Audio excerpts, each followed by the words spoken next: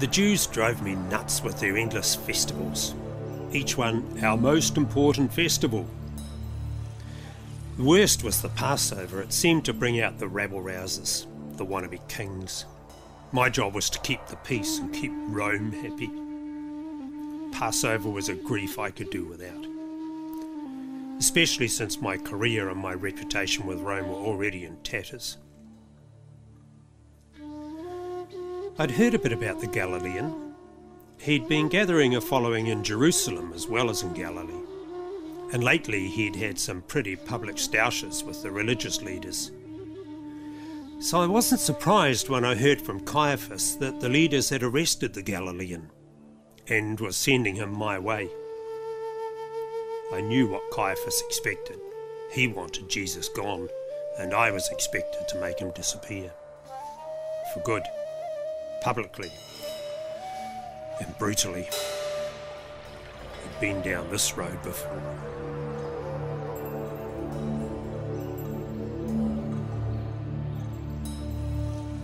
I couldn't figure out the Galilean when I met him.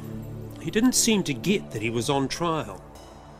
He certainly wasn't scared of me, but neither was he arrogant. He was kind of respectful. Like it wasn't me against him, but me and him against something else. Of course, I couldn't show I felt like that. One sign of weakness from me and I'd have been finished. But underneath, I was really uncomfortable about what was happening. I think I tried to get him out of it. I offered to free him. I had him whipped. I thought that might have satisfied the Jews, but they were rabid for blood. They wanted a crucifixion. In the end, I had to make a choice. Do I listen to my conscience? It was the first that I knew I had one. To my wife's warning to leave him alone?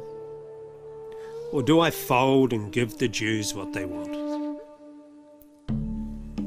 The clincher was when they threatened to report me to Rome if I didn't crucify the King of the Jews. We have no emperor but Caesar. Yeah, right. Looking back now on my less than stunning career, I think this was the low point. What would I do if I had it over again? Maybe nothing different. Maybe I'm just a weak man in a strong man's body. But I'd like to think I'd have read the signs better, thought more about who the Galilean might be, listened more to my gut, less to the crowd. But I guess I had my chance. As they say, life's not a dress rehearsal.